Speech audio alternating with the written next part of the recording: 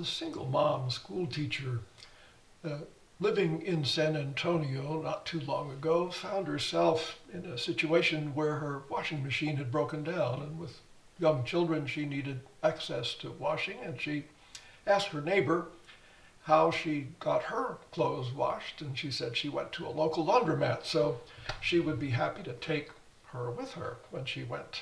And they went on Thursday evening. Apparently arriving at the laundromat, the school teacher found that there was a small community of Hispanic women who were doing their laundry and apparently did it every Thursday evening there. And as she observed and watched the interplay between those women, she found them sharing their soap and detergents and cleaners as well as quarters in order to provide the money for the machines. And she was intrigued as she observed and watched. Her neighbor offered some of these ladies some additional quarters that she had in her purse. So she decided that the next week she would go again with her neighbor. This time she took a roll of quarters and some extra cleaning materials. And as some of the ladies found themselves a bit short, she was there able to offer some further assistance. Well, that led her to invite some people, friends of hers, some other teachers and some friends, to come along because they might find some interest in what was going on here and being able to assist some of these ladies, many of whom spoke almost no English, if any at all.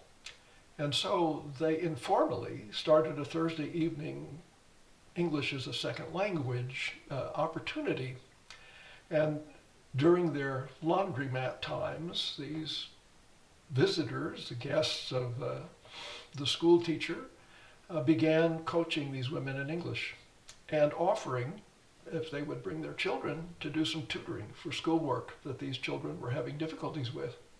And before long, this began to expand so that others began to come, and the laundromat was filled with people who were all in some level of need, largely Hispanic.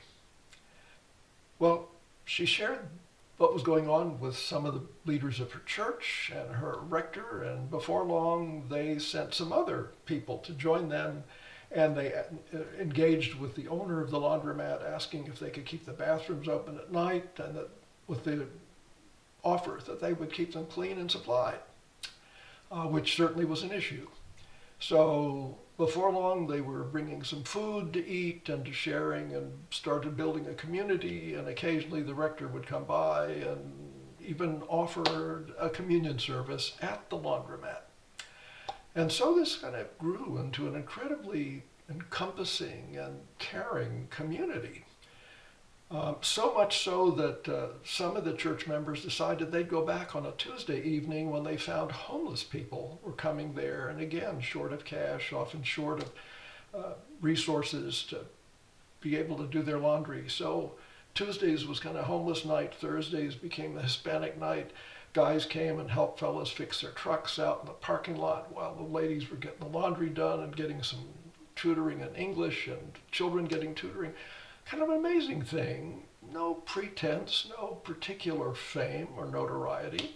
Another instance where a dad who worked for a large corporation witnessed a lot of used computers, some of them fairly new, being disposed of because they were either replacing them, changing the equipment, and began to salvage those, take them home to a high school age son of his that liked tinkering with them and rehabbing them.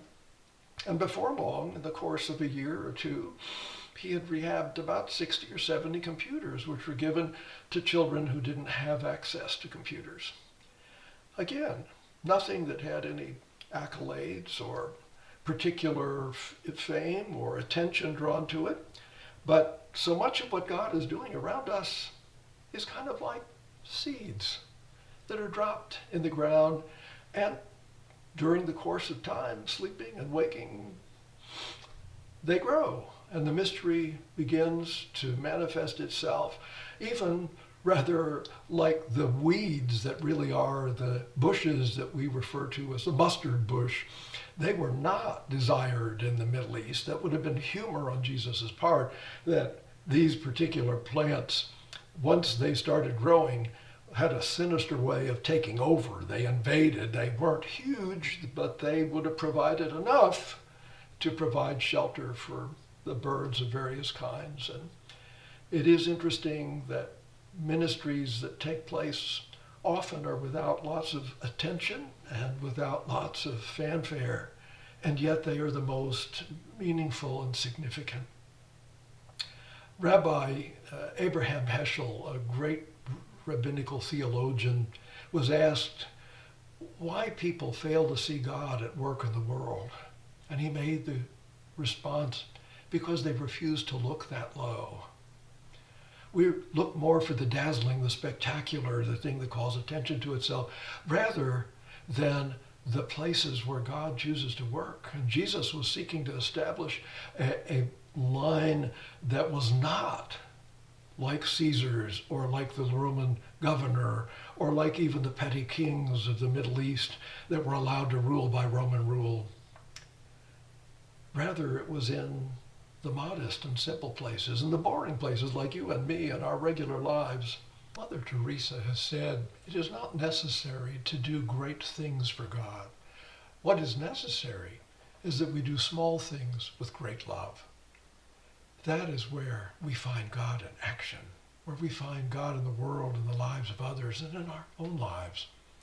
So may we, like the seeds that are planted, quietly growing, find the places where God's love is touching the world and become a part of and live into it, sharing those small things with great love. And God, too, will bless us all.